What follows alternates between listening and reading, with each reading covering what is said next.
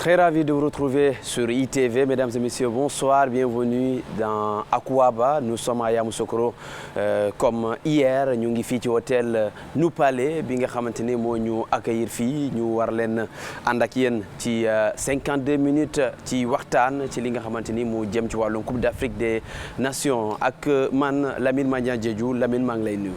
maa ngi lay fay Seykou di nuyu également téléspectateurs ITV yëpp di nuyu tamit Pape Madiakhaté ak Cheikh Diop. Alors à tes côtés Pape Madiakhaté Sarr Pape am mbégte àndaat ak yow. mbégte bi fii la ëppee di la nuyu Cheikh di nuyu Lamine di nuyu également ñi nga xam ne ñoo ñuy suivre ci ITV. Cheikh Diop. maa ngi lay fay Seykou di nuyu les téléspectateurs mais également les internautes sur les supports web de E-Media.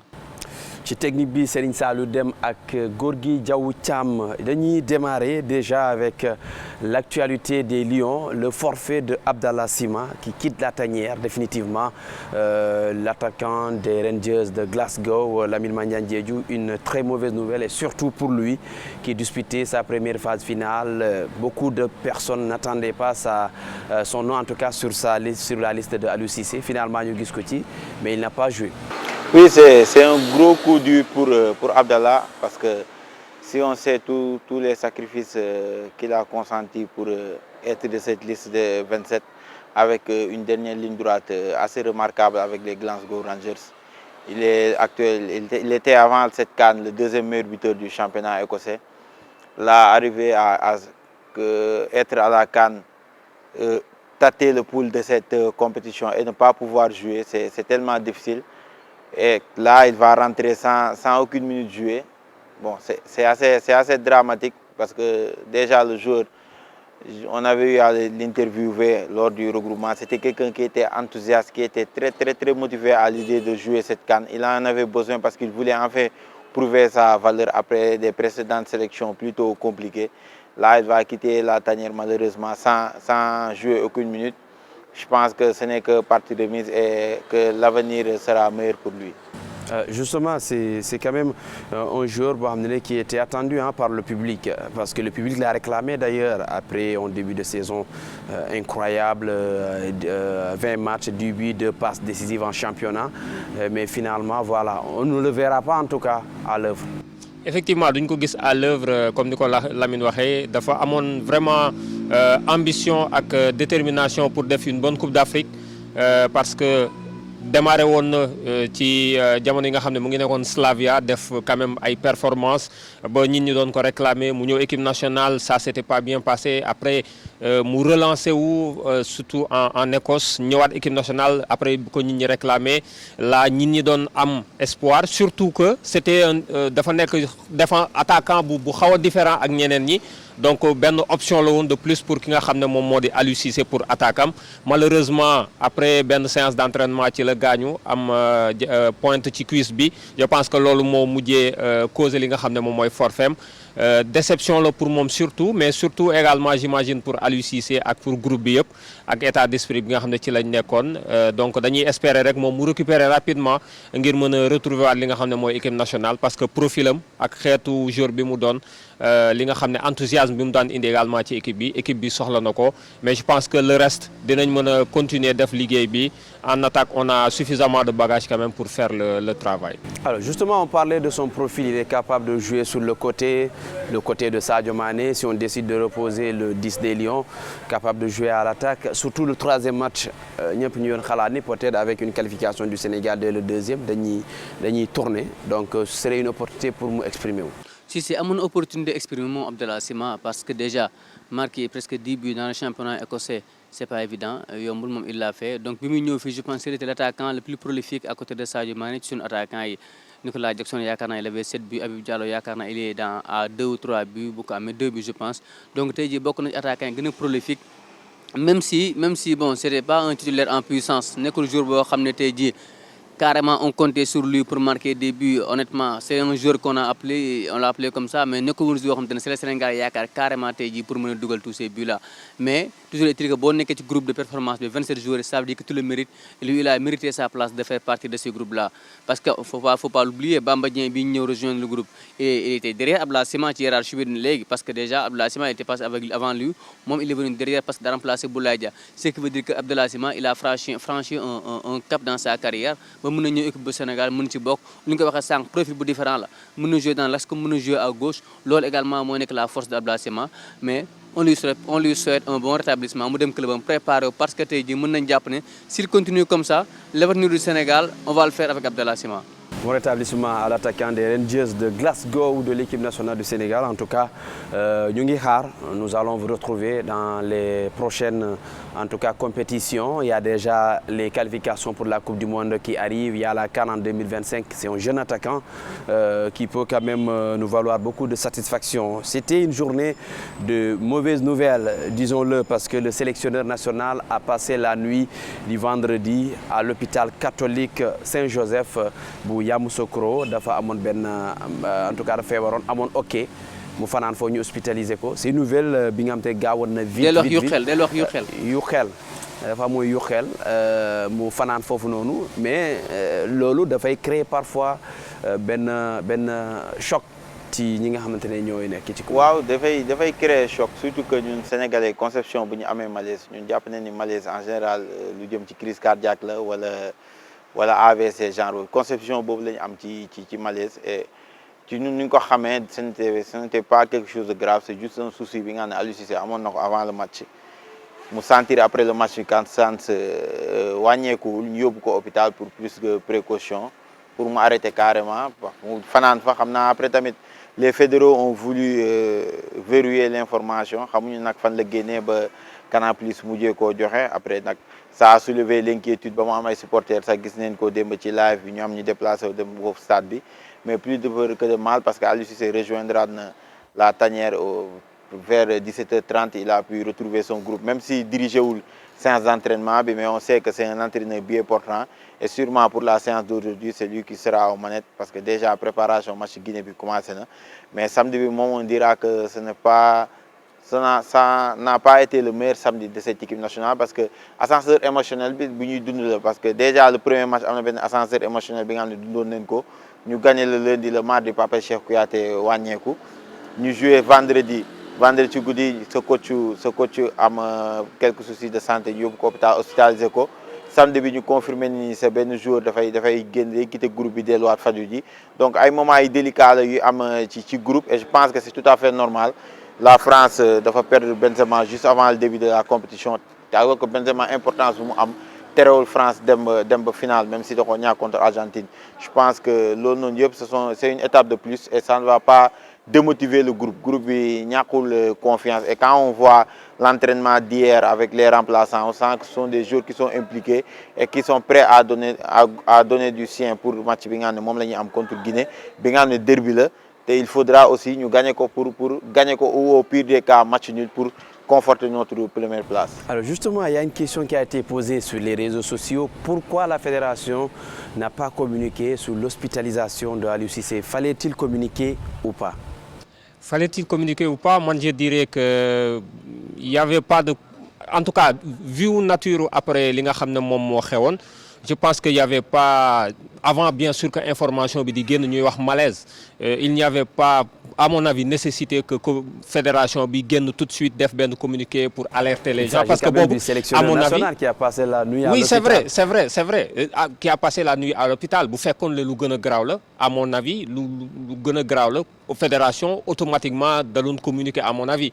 Mais xëy na vu que ok la woon, bon ok, xëy na peut-être chez les occidentaux ou autres c'est quelque chose doo xam ne lu garaaw la, mais chez nous c'est très récurrent. Boo lekkee lekk bu ëpp sax bu gaaw mën nga ko def wala nga naan mën nga coroxaan di ko def après. Donc ça peut s'aggraver. Oui, ça peut s'aggraver, mais dama jàpp ne xëy na peut-être manque gravité li nga xam moo ko yóbbu hôpital moo tax peut-être fédé communiqué wul. Mais du moment où après il y a un média occidentaux génne information ne malaise, il fallait tout de suite à mon avis après génne un communiqué à la minute ou à quelques minutes après pour rassurer surtout les Sénégalais par rapport ak li nga xam ne moom moo doon information bi parce que bu ñu nee malaise rek comme ni ko Lamine waxee sànq Sénégalais yi conception bi ñu am ci malaise dafa grave donc à partir de ce moment-là il fallait tout de suite communiquer mais pour man avant ça ne s'imposait pas tout de suite à mon avis. Et finalement ils ont communiqué. Moi je pense que ça s'imposait hein Pape moi contrairement à toi je pense que tey jii on ne peut pas maanaam tey jii Aliou Cissé lu ko mënti dal wala lu dal joueur yi tey jii li dal Abdallah Sima ils sont sortis communiquer directement dire que li moo ko dal def na lii def na lii def na la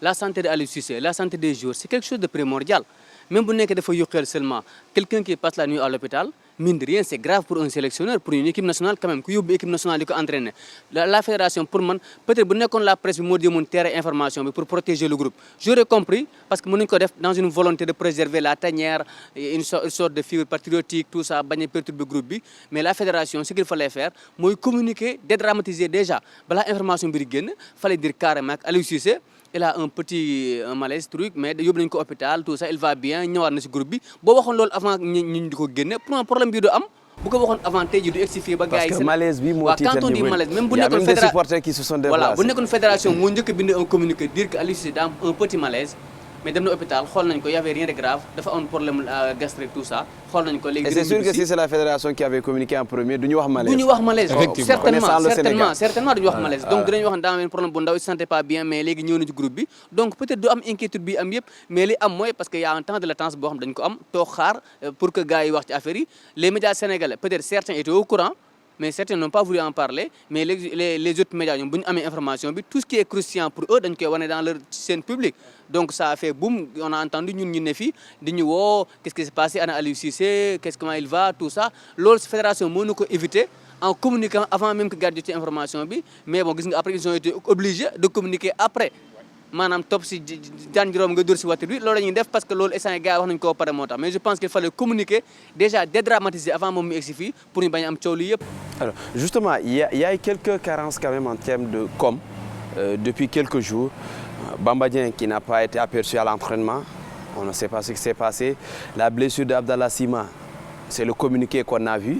Et lors de l'entraînement du lendemain de victoire contre la Gambie on a vu li nga xamante ne moo xewoon à l'entraînement il a reçu un coup là-bas fala mbir mi tàmbale je pense même que sa blessure est venue de là il y a eu d'autres choses yoo xamante ne xew na c'est après est-ce que amul retard parfois ci communication. non communication ça a toujours été un problème ce n'est pas une première si suñu fàttalikoo bu baax Coupe du monde de 2018 information blessure Saliou Ciss bi son forfait lors du mondial.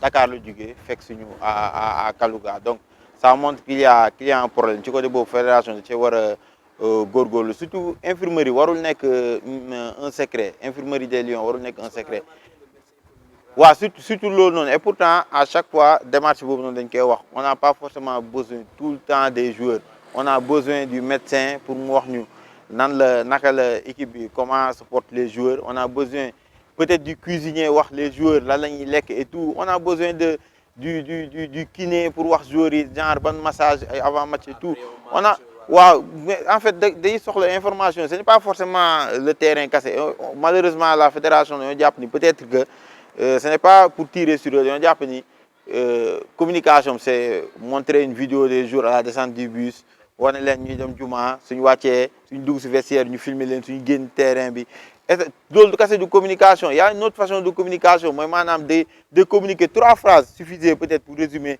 le cas Aliou Cissé chaque jour mën nga def le point sur l'infirmerie ça ne coûte absolument rien du li nga xam ne da nga koy fay wala leneen les réseaux sociaux sont là foo ko jàllalee foofu les gens vont le reprendre mais après ils vont obliger les gens à passer par des canaux jaar ay sources après tu sors l'information après bon on peut te taxer de on a vu l'information sur les tickets gis nañ le démenti bu ci am et pourtant on sait bien qu'il y a un réel problème de ticket ñoo demande il y a un démenti qu'on a pondu alors que quand contre le Cameroun on a vu encore des supporters qui ont eu ce même problème il y a des gens dans les cases ñi nga xam ne du ñëpp a dem au stade donc c'est un réel problème mais là communiquer soxla une fédération une fédération qui sait plus démentir que communiquer.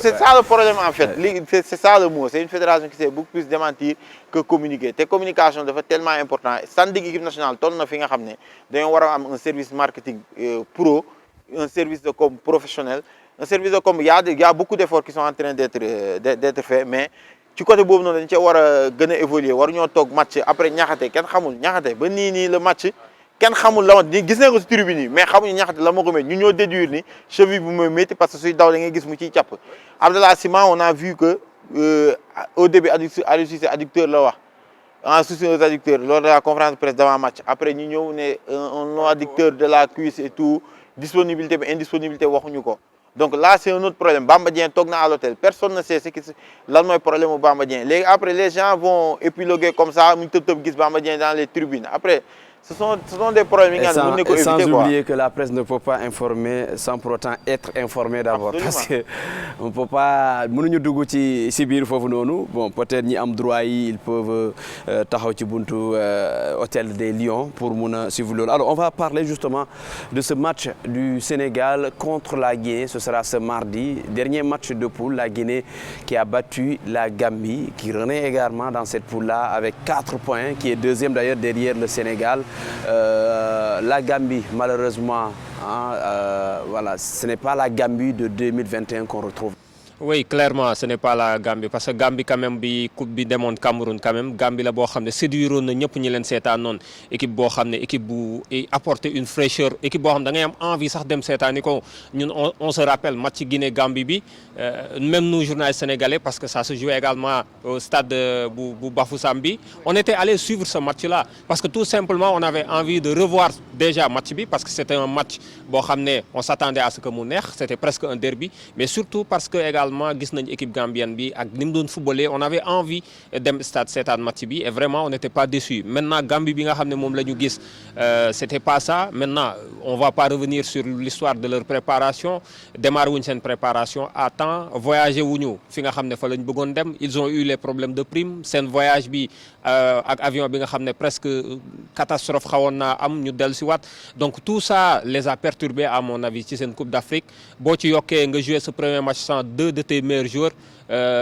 c'est très très compliqué voilà ñu rouge le premier mi-temps en plus donc pour man seen début de seen compétition bi préparation bi moo plombé la préparation à l'entrée voilà moo plombé seen Coupe d'Afrique à mon avis. Mais justement moi je pense que fala lépp tàmbale tey jii si la Gambie ne peut pas reproduire pour man ñaari facteur moo indi cause échec bu Gambie pour le moment mooy la préparation elle a été tronquée calamiteuse parce que déjà mënoo am ay joueurs ñu war a départ à 24 heures joueurs yi ñëw duñ dem pourquoi parce que amuñu prime loolu gisuguma équipe bu ko fi am ba pare di jël coupe jafe-jafe yooyu te pourtant c'est très fréquent en Afrique c'est très compliqué waaw peut-être Cameroun ñoom ils sont habitués seen équipe boo xam ne ñoom coow daal moo leen di dundal la théorie du danger voilà ñoom quand ils sont en danger dañuy dem jëli coupe bi mais tey jii la Gambie tu prépares la compétition équipe bi mel ne Gambie avant de ngay jël avion bi joueurs yi ne duñu yéeg parce que dernier entraînement bi tu vois Tom Shenfield il était tout seul joueurs dañoo boycotté supporters yi ñëw ils ont saccagé même foofu ñu entraîné pourquoi parce que dañoo fayoon ay dalasi pour assister à l'entraînement loolu yëpp ay problème la yoo xam te ne am na joueurs yi aussi imagine toi avant ngay départ nga laaj ay passeport diplomatique tout ça am na ñu jox leen ko ñu laaj ay prime encore une fois loolu aussi ay problème la yu am deuxième facteur bi mooy tey jii pour man la poule du Sénégal pour man en fait li tax Gambie ñàkk c'est parce que la Guinée a beaucoup évolué parce que la Guinée bële passé pour man ak la Guinée bi y a une différence Guinée bële Gambie door en huitième de finale ak Guinée bi tey jii pour man y a une nette différence l'équipe de la Guinée a beaucoup évolué dans beaucoup de domaines loolu tax na tey jii boo gisee Guinée Gambie tu sens nettement que cette équipe de la Guinée maîtrisait mieux le match que la Gambie contrairement à huitième de finale bële passé bon boo ci boolee ne Sénégal était supérieur à la Gambie la Guinée un peu un cran au-dessus de la Gambie ça est très compliqué pour ñoom ñu génn ci match boobu peut-être il faut essayer de se battre face au Cameroun bi nga xam ne c'est un lion blessé et là je les vois pas je sais pas comment ils vont faire pour battre les Camerounais actuellement. Ouais, justement ce match-là c'est une finale pour les deux équipes la Gambie qui a pris un parcours remarquable en 2021 ne va pas quand même quitter la compétition sans victoire disons sans même marquer de but il ne peut pas se le permettre et le Cameroun à côté c'est une équipe qui aujourd'hui on a vu les promesses de Song qui a promis le peuple camerounais de qualifier cette équipe-là en huitième de finale mieux d'aller le plus loin possible parce qu'il joue sa survie sur le fauteuil de cette équipe-là. Wow, il y a de quoi être légèrement optimiste parce que le Cameroun va être opposé à l'équipe la plus faible de la poule C. C'est un fait. Gambie bu woon CAN bi passé ak CAN bi nii c'est différent parce que je pense que CAN dafay métti pour les surprises pour ñu rééditer ko lors des CAN dafay métti. On a vu la Zambie ba mu jëlee la CAN 2012 ba mu ñëwee 2013. Premier tour le toogee y a des équipes yi nga xam ne ay Madagascar ba qui est 2019 2021 kenn kiiwu leen Comores ngi nii qualifié wul ci CAN bi alors que moo ne woon daanaka surprise CAN B donc c'est très difficile de rééditer certaines performances surtout soo mënu réinventé wu. Je pense que la Gambie problème boobu noonu loolu problème boobu la am Gambie réinventé wul parce que c'est toujours les mêmes dispositions dañuy ñëw taxaw fait deux lignes de 4 ou une ligne de 4 une autre ligne de 5 après taxaw profiter des fulgurances d'un Abdoulaye Diallo wala Moussa Baro genre c'est compliqué te déjà démb classement bu Tom Sène fee teg rek dafa ñëw pour teg damay ñëw défendre ak 4-5-1 bu saf parce que Moussa Baro la teg en pointe donc ba mu duggee minté ci la xaw a tane mais boobu c'était fekk na trop tard parce que une équipe guinéenne Guinée lu mu amuloon CAN bi passé mooy patience boobu noonu da ko am ci match bii nii ba dugal ko à un moment bi nga xam ne Gambie ci la commencé woon jug ci match bi man je vois difficilement la Gambie battre le Cameroun parce que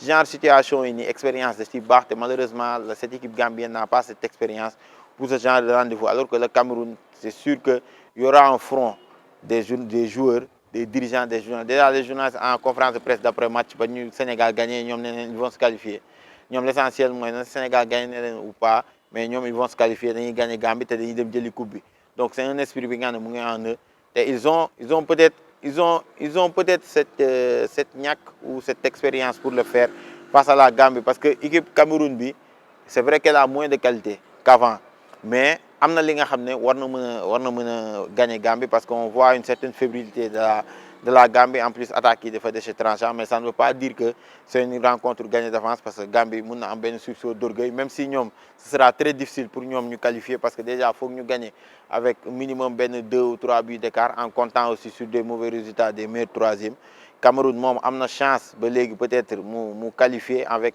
moom quoi qu'il en soit su gagner le Cameroun a de très fortes chances mu qualifier parce que meilleur troisième est en général 4 points lors de la dernière CAN Comores dafa qualifié avec seulement 3 points sera un match difficile un match de 16e de finale entre les deux équipes mais je mets le Cameroun favori pour ça. Alors on va parler du Sénégal qui joue la Guinée.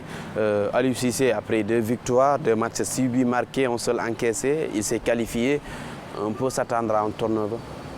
Oui évidemment dina am turnover boo xam ne mën nañ ko xaar ci équipe bi parce que boo joué 2 matchs nga qualifié li nga xam ne am ci sama fàttaliku gëj na Sénégal gëj na après 2 journées mu qualifié wu exactement donc ça veut dire que avec ak banc bi nga xam ne am nga ko également mën nañu xaar nga def turnover ci défense bi déjà Abdou Diallo du jouer Moussa Niakhaté démb gis nañ ko mu def une grande partie de la séance d'entraînement bi mais pour man mën na voilà on a derrière Abdoulaye Seck bi nga xam ne mën na jouer ci milieu de terrain bi également c'est l'occasion jox quelques minutes Nampalys Mendy ak Idrissa Gana Gueye entre autres ñi nga xam ne ba léegi joué guñu en attaque également Elimane Ndiaye peut-être là il pourrait être titulaire mais à mon avis aussi gëwuma Aliou Cissé ñëw changer complètement 11 hommes parce que il y a aussi cet enjeu de garder li nga xam moom mooy première place bi parce que Guinée bi ngay dajal bu la gagné moom mooy jël première place bi et pour man cette première place quand même elle est importante pour nga mën ko décrocher donc à mon avis dina def semi rotation en quelque sorte dina garder peut-être sa colonne vertébrale peut-être Kalidou Koulibaly peut-être un Pape Gueye ou un Lamine Camara ci milieu terrain bi et Sadio Mané ou Ismaïla Sarr en attaque le reste mu changer leen et bu fekkee ne teel nañoo dominer match bi contre Guinée mu génnee ñi nga xam ne ñooy cadre yu mu titularisé loo mais gëwuma Aliou Cissé mu def rotation totale ci 11 de départ. 2, 3, 4 changements tu t'attends à combien?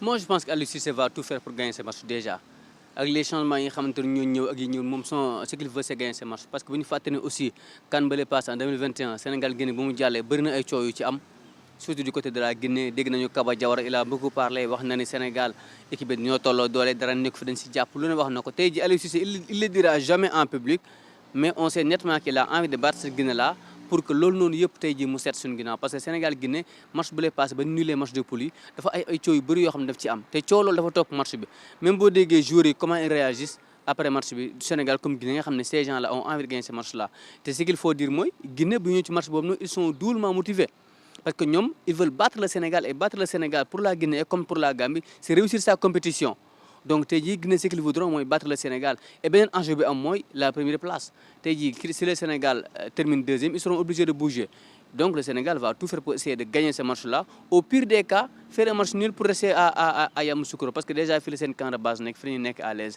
Mais je pense qu'Aliou va se donner les moyens. Le Sénégal a suffisamment de bagages, même sur le banc de touche, pour battre l'équipe de la Guinée. Pas pour les minimiser, mais je pense que le Sénégal a un cran au-dessus de la Guinée. Même si vous avez fait quelques 2 ou 3 changements. Mais je pense que tu as dit en moitié, Aliou va le changer, mais pas toute l'équipe. En parlant de communication, nous n'avons pas de nouvelles de Lamine Camara également depuis qu'il est sorti de blessure contre le Cameroun. On va parler du pays hôte, la Côte d'Ivoire qui doit jouer sa survie. Ce lundi, donc la Côte d'Ivoire qui joue la Guinée équatoriale. Un match compliqué, match d'enjeu, mais le pays hôte va faire de son mieux pour se qualifier quand même. Ah, évidemment, la CAN a besoin de la Côte d'Ivoire en 8e de finale. Je pense que le message est suffisamment passé. Depuis qu'ils focus, il y a une certaine peur et c'est tout à fait normal parce que l'équipe a montré un certain manque d'idées pour parce que Nigeria a fait genre en aucun moment senti acculer Nigeria. On a senti des jours à bout de force, en manque d'idées, un sélectionneur qui a résoudre l'équation tactique en face. C'est comme Seko Fofana après Inch'Allah.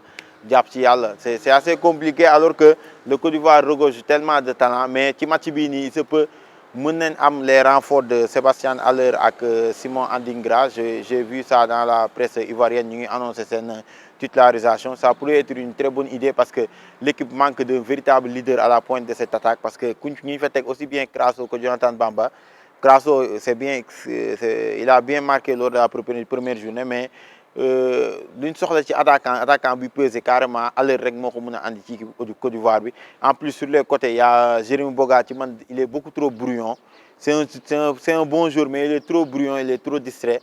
Donc, un Simon Andingra, cette sorte d'insouciance, il a quitté fin de match, mais mon problème, il fait beaucoup de festivals pour le public sans pour autant aller vers l'avant. Je pense que cette équipe ivoirienne a les armes pour gagner Guinée équatoriale, mais il faudra juste que nous départir sur pression. Je me dis que c'est une équipe qui se met beaucoup de pression et qui n'est pas aussi aidée par son public. Parce que c'est un public ivoirien, c'est un public beaucoup plus spectateur. dafa gaaw bàyyi en fait public ivoirien à part gars yi ngay dégg ñu tàcc chaque fois dañuy seetaan loolu sax soo gisee sur les réseaux sociaux ils reprochent ça aux gens même les commentateurs sur seen télévision le premier match maa ngi koy déglu le gars il reprochait carrément le gars de NCI reprochait carrément aux supporters le fait d'être là devant les à regarder les joueurs comme ça sans pour autant apporter ses têtes à la différence du Cameroun bi nga da nga doon sentir public et tout mais am na benn instant Côte d'Ivoire sax am na li nga xam ne mu soxla woon ay supporters ci benn instant deuxième mi-temps bi mais da ngay gis benn public bi nga xam ne ils sont apathiques la réaction d'après match da ngay gis ñii bon ils sont juste là pour s'enjailler et tout mais ñoom kan bi lu ñu am baax na alors que ce n'est pas ça la Côte d'Ivoire a besoin de retrouver son lustre d'antan parce que c'est une équipe bi nga xam ne depuis 2015 ba mu ko jëlee ba léegi la Côte d'Ivoire piétine huitième de finale la yem en 2019 en 2021 c'était là en quart de finale là à domicile ils ne peuvent pas se permettre de louper de quitter la compétition dès le premier tour. Moi, il faut un soutien d'orgueil face à la Guinée équatoriale. Cheikh Diop, sur la Côte d'Ivoire, justement, est-ce qu'il y a une pression il y a le public qui ne répond pas présent, mais est-ce qu'il y a également cette pression, ce doute-là, là pour le ventre d'être éliminé, qui peut être un handicap pour cette équipe? Moi, je pense qu'ils l'ont senti dès le premier match, l'équipe de la Côte d'Ivoire. Le match pour nous sentir. Mais heureusement qu'ils ont très tôt marqué avec Seko Fofana. Ils ont réussi à maîtriser leur sujet et s'en sortir. Donc pour le match, ce n'était pas trop ça. Même si l'équipe, la Côte d'Ivoire a du mal à produire un jeu beaucoup convaincant. Parce que jusqu'à présent, voilà, moi, je ne vois rien de cette équipe-là qui a peut-être... Il y a un ou deux joueurs qui sortent voilà. du lot. En fait, tu vois un Fofana qui se bat, voilà quoi. Mais sinon, il y a Nicolas Pepe. C'est des joueurs qui ont en tant que Tchikatan. Peut-être on va voir Sébastien Haller mais beaucoup Côte d'Ivoire va compter carrément peut-être sur Jean-Philippe Crasso. C'est un bon attaquant, mais en fait la Côte d'Ivoire, en fait standing dépasse dépendre de Jean-Philippe Crasso en point militaires. Pourtant c'est de très bons joueurs. Quand tu prends Sangaré, quand tu prends Fofana, quand tu prends Kessié, c'est de très bons joueurs africains, mais qui ont du mal pour moi à combiner, à trouver la bonne carburation pour permettre à cette équipe-là d'aller de l'avant. Mais face au Nigeria, Lamine l'a dit, quand tu joues une équipe comme le Nigeria, pour moi, la Côte d'Ivoire n'avait pas besoin de se mettre ces pressions-là. Parce que le Nigeria, ils ont fait un match nul au début. La Côte d'Ivoire n'avait qu'à venir gérer son match tranquillement. Même avec un nul face au Nigeria, tu t'en sors carrément, tu prépares le troisième match. Mais ils ont voulu coûte que coûte imposer une suprématie qu'ils n'ont pas, malheureusement, aujourd'hui. Ils n'ont pas cette suprématie-là sur les autres équipes. Et ils ont perdu ce match face au Nigeria. La pression qu'ils vont se mettre demain face à la Guinée, c'est la Guinée équatoriale. C'est une pression qu'ils sont eux-mêmes créés. Ils ont mis cette pression tout seuls. Ils n'ont pas le choix. Il faut une gagner. Parce que imagine-toi la Côte d'Ivoire se fasse battre par la Guinée équatoriale. C'est très compliqué pour nous. C'est une équipe qui va le faire douter. Pourquoi? Parce que c'est une équipe qui joue très très bien au football. La Côte d'Ivoire, une équipe qui joue bien au foot. La Guinée équatoriale fait partie des équipes qui ont le football sur compétition. Ils peuvent douter et passer à côté de leur match. Une autre surprise, c'est dans la poule B où le Cap-Vert est leader, premier à se qualifier d'ailleurs de cette 34e édition de la Coupe d'Afrique des Nations. Et retenez bien, c'est devant l'Égypte, le Ghana et le Mozambique. Oui, je pense que Cap-Vert... ils ont fait le job. Hein. Ils ont assuré leur qualification 6 points. Maintenant, ils vont laisser les autres se démerder pour voir quand moi le deuxième et éventuellement quand moi le troisième. Et c'est entre le Ghana et l'Égypte. Tu comprends comment le football africain bon pas bizarre mais évolué nivellement les petits poussés, ce qu'on appelle les petits poussés avec l'équipe du Magui. Je pense que Cap-Vert a bien géré ces deux matchs-là. Ils ont joué sur leur talent qui c'est une joueur pour gagner. Maintenant après l'Égypte n'a pas montré pour l'instant en tout cas et problème encore, ils perdent Mohamed Salah pour au moins 2 matchs. Et perdre Mohamed Salah pour l'Égypte, c'est pas quand même n'importe qui. C'est le leader technique de l'équipe, le leader tout court emblématique de l'Égypte. Donc, lolo dina peser beaucoup l'équipe de l'Égypte. Maintenant, on va voir comment ils vont gérer ça. Parce que derrière, ils ont quand même des attaquants, ils ont Trezeguet, ils ont Marmouche, entre autres. Mais est-ce que cela peut donner c'est des interrogations qu'on peut avoir. Le Ghana également, aussi pour moi le dernier match, il devait s'imposer. Hein. Vraiment, ils ont lâché, ils ont perdu à mon avis 2 points. Voilà, exactement. Maintenant, ils vont devoir se rattraper la dernière journée. Ce sera très très difficile pour le issue. Mais voilà, je pense que Cap-Vert m'a fait Ligue 1. Après, on va voir entre le Ghana et l'Égypte ce sera un duel à distance en plus. En tout cas, nous saluons nos Cap-Verdiens et Faletia Dakar, ils sont nombreux d'ailleurs.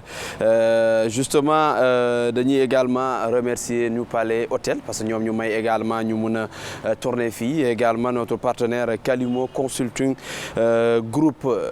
Est-ce une surprise, Lamine Magnan, de voir le Cap-Vert se qualifier dès les 2 premières journées dans cette poule? Si l'on revoit un peu l'évolution du football cap-verdien, une équipe régulière depuis quelques années quand même en compétition africaine.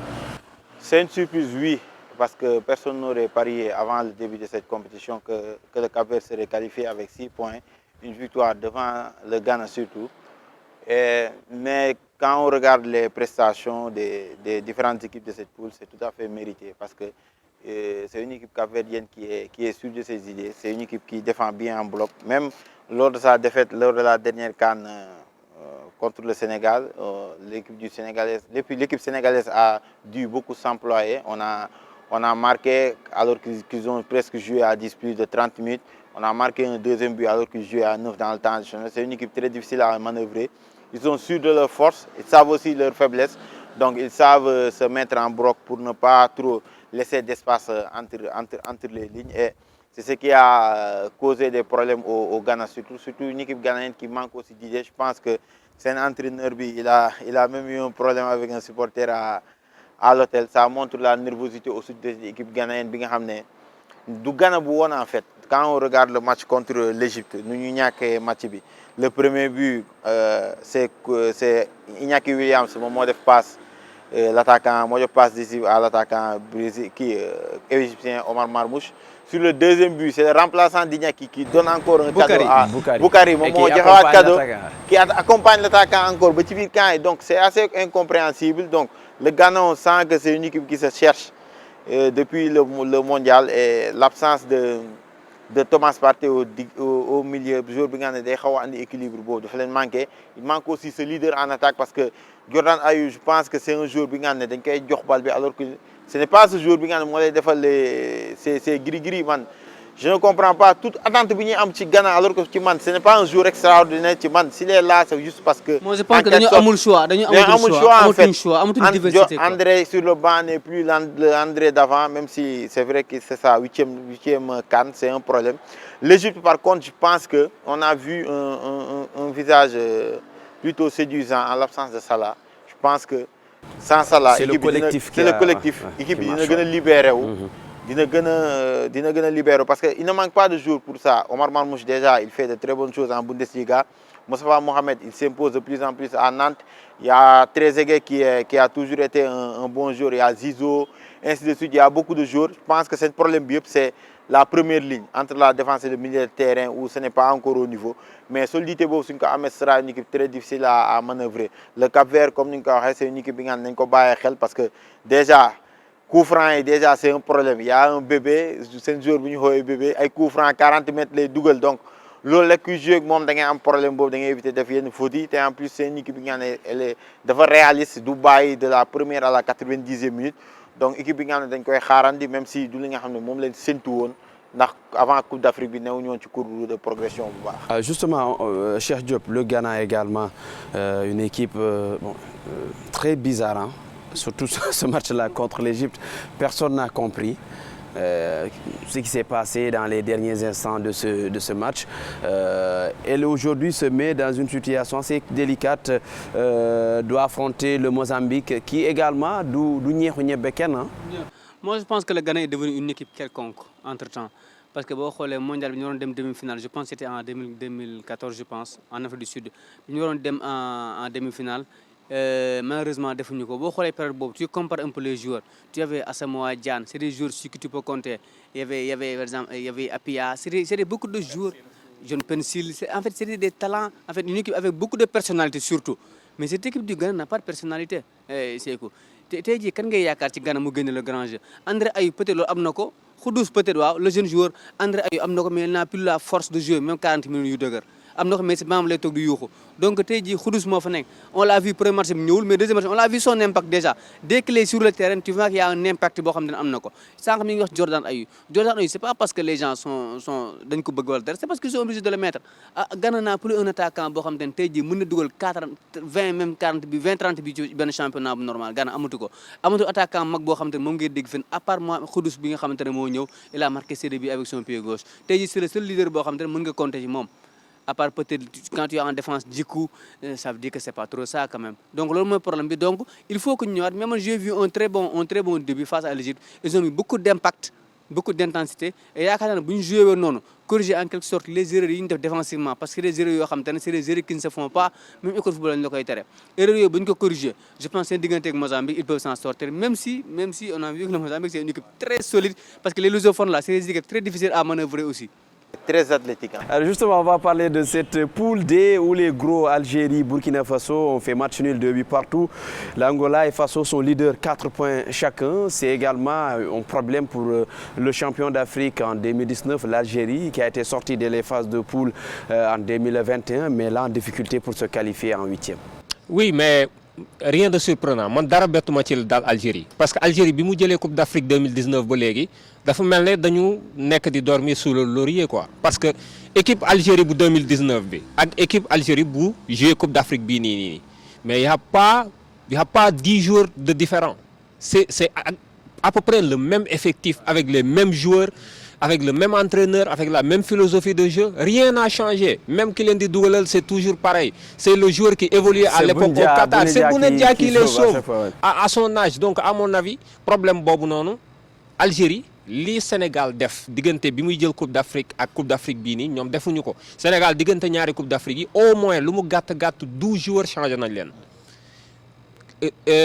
ki nga xam mooy Algérie defuñu loolu et je pense que loolu mooy topp seen ginnaaw ba léegi fu mu toll nii xadar bee ci des Sénégal la ñu napp di ko dóor ba tey mais bu dul loolu Algérie je pense que ce n'est plus vraiment ça et man bu fekkee ne ñu ngi amaat problème yi du ma bett bu fekkee ne soriwuñu ci Coupe d'Afrique bi également du ma bett à mon avis bu ñu jugee ci Coupe d'Afrique bi il faut vraiment pour une fois que ñu changer, comment se reconstruire. Ce qui est valable pour l'Algérie est valable également pour l'équipe yu mag yëpp yi nga xam ne à mon avis ñu ngi en difficulté. Équipe yu mag yëpp li Sénégal def il faut que ñu def ko parce que génération aussi à un moment donné il faut nga jeexal ko nga jàll ci leneen. Côte d'Ivoire bi génération Drogba échoué bi ñu ko changé kan bi ci topp ci lañ jël Coupe d'Afrique. Je pense que c'est important de pouvoir à un moment donné dire stop et de renouveler pour pouvoir revenir mais ku ko ci deful di nga yàgg di wut Coupe d'Afrique mais di nga yàgg ci ay déception. Mais renouveler de façon intelligente, Cheikh Diop. Est-ce que l'Algérie refuse le renouvellement, le changement, rajeunir cette équipe ou bien que dañoo nekk ba tey ci Algérie qui dominait avec 30 matchs sans défaite est-ce que nekkuñu ci loolu ba tey? Je pense qu'ils sont dans les délires mais qu'ils n'ont pas peut-être ils sont restés dans un monde boo xam ne tey jii ñoom kese ñoo fa nekk quoi. monde boo xam ne peut-être Algérie est meilleur que tout le monde waa dans une bulle boo xam ne ñoom ñoo fa nekk mais tey jii en fait il faut le dire peut-être la chance que le Sénégal a am peut-être formation boo xam ne permettre na ko tey jii toutes les catégories mi am ñu dem jëlee compétition tâter le pouls un peu sur le continent mais je pense que Algérie amuñu ko même si seen équipe moo qualifié tamit CHAN face au Sénégal je pense c'était ça non tey amuñu peut-être suffisamment de talent yoo xam te ne mën nañ ñëw bousculer ñi fi nekk les mêmes joueurs sont là ñan ñoo ci yokk Ousmane Aouar moo ci yokk peut-être ak kan Adem Onana je pense. Amine Gouiri malheureusement waaw ñetti joueurs ñoo ci yokk mais c'est la même équipe les mêmes joueurs loolu à chaque fois boo ko defee da ngay am jafe-jafe yoo xam te ne ñoo lay dab te loolu bu la dabee équipe dafay am lassitude tey jii boo xoolee 1 contre 1 yi la défense de Algérie kan moo fay nekk défense tey on met Rémi Ben Sebaini ak Aïssa Mandi c'est des joueurs yoo xam te ne boo xoolee 7 ans 8 ans ñu dañ nekkoon en forme depuis 2012 voilà tey jii ces joueurs là ba tey jii avec Cheikh Mbengue boobu voilà ay Cheikh Mbengue boo bëgg compter Cheikh Mbengue on l'a oublié au Sénégal Ben Taleb moom moo dugaloon contre ñun en 2015 te il est ba tey day titulaire bu ko neexee yenn saa yi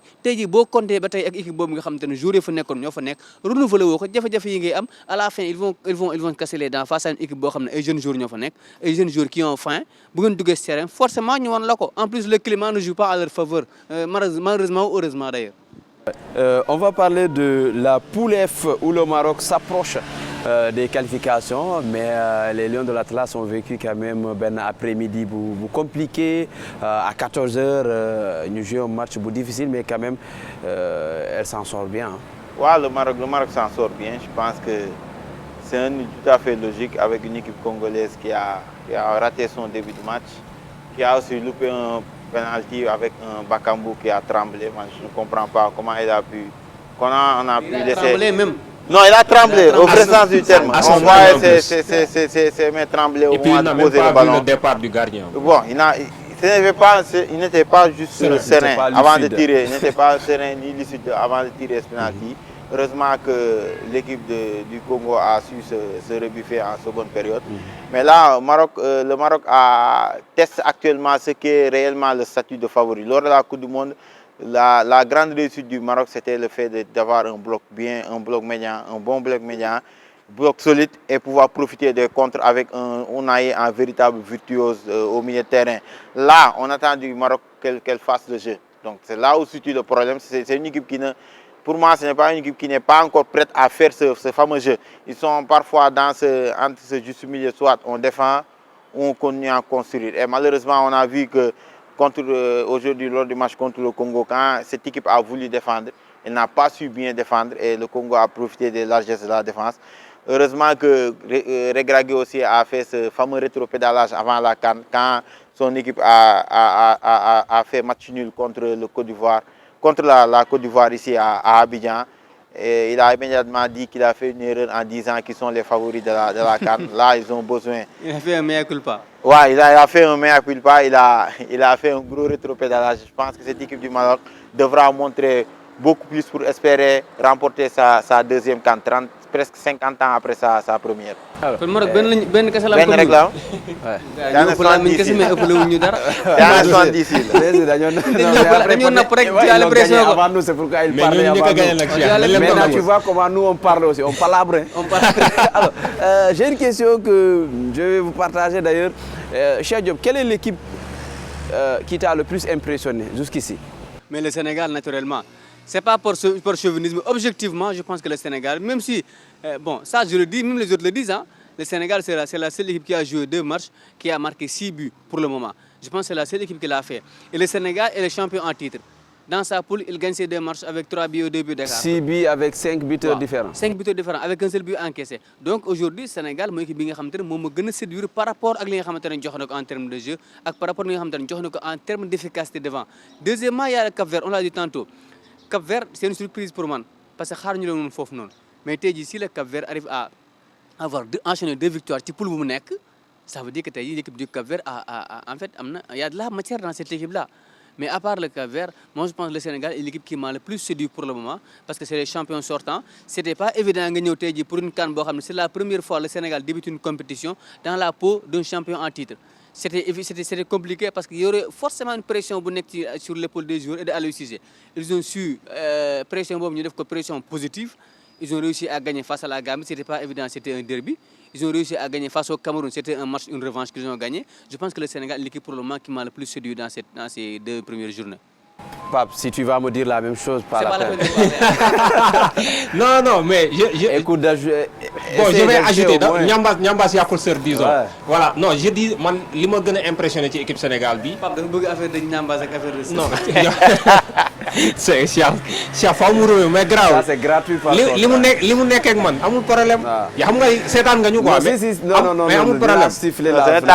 Les 2 pieds de quoi, mais grave. Non, mais c'est ça quoi. En fait, li ma impressionné mooy solidarité bi nga xam ne gis nañ ko ci équipe bi bi ci gën a fay mooy biwu Sadio Mané bi gis nañ ni gars yi tëbandoowee dem fekk si ko avec li nga xam ne mooy Cheikhou Kouyaté bi nga xam ne également man je trouve que cette solidarité là est une force bu nekk ci équipe nationale bi et je pense que loolu également il faut tirer le chapeau à Aliou Cissé qui a travaillé tout ça ba créer une équipe c'est une équipe championne d'Afrique mais qui a faim on a l'impression que équipe bu musul jël coupe d'Afrique la et ça pour man buñ ko continuer Sénégal mën na je parle même pas de cette CAN mais au-delà de cette CAN elle est très très très loin. Quelqu'un m'a posé la question aujourd'hui entre l'équipe de 2021 à 2024 ban moo gën mën na ko 2024 pour ces raisons yi ngeen évoqué. Ça saute aux yeux parce que quand tu fais la comparaison entre et même les bancs foofu noonu laa koy waxee en 2021 doo daan toog ba nga xalaat ni dina am ay 3 jours ci banc bi mën a benn jour la ñaari jours ñu mënoon defaral différence sur le banc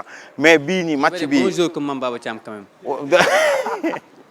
waaw match CAN bii nii da ngay xaar ci match bi di ñëw par exemple si Aliou Cissé mais Mory Diaw c'est un potentiel numéro 1 mu ñëw teg au milieu de terrain Nampalis mu ñëw teg milieu de terrain Nampalis Gana Gueye Pape Matar Sarr mais ça c'est un milieu de terrain titulaire devant la CAN mu jël ci kaw teg Iliman Ndiaye Nicolas Jackson ak entre Ismaïla Sarr ak Sadio Mané mu teg fa kenn loolu attaque la donc ce qui fait que qualité boobu noonu moom moo tax équipe bi c'est une bonne chose en plus en dehors de qualité bi yàgg nañ am en 2017 on avait en quelque sorte cette qualité ñoom Moussa Sow et tout mais sauf que il y avait pas cette solidarité bi waroon ce joueur bi nga xam ne kii su toogee ban mu nangul moromam loolu noonu la nekk di am di ñaan nag cat bañ cee dugg parce que pour le moment instant yi ñëpp a ñu teg AS et c'est bien parce que je pense que côté boobu noonu tamit ñu ngi koy xaar même dans les discours. comme ni ko waxee Sénégal ñu teg la bët moom. waaw même dans les discours que démb maa ngi koy wax ci émission bi maa ngi naan même dans les discours des joueurs à chaque fois on te dit on est là pour jouer cette finale. instant ko ci wax mu ne la on va jouer 5 finales donc c'est une équipe bi nga xam ne bu ñu xaar si ñoom ñu yëkkati tànk wala tendeefal wala genre boobu c'est une équipe bi nga xam ne am nañ confiance te man trop plein de confiance boobu sax moo may tiital parce que avant on avait cette peur quand bi passe on avait tout le temps peur. Même les supporters ils avaient peur. Tout le temps quoi. Mais bii nii on a tellement de confiance ba confiance boobu trop plein de confiance boobu laa ci ragalal équipe bi mais on voit que c'est une équipe bi nga xam ne même Cameroun ba mu ko acculé gisoo une sensation de panique et tout et c'est une bonne chose il faudra continuer ainsi parce que qu'on veut que le Sénégal soit le 3e pays à conserver son titre. Merci Cheikh Diop, Pama Diakhaté Sarr et Lamine Mandiang Diédhiou. C'est toujours un plaisir de vous avoir sur ce plateau à Akouaba.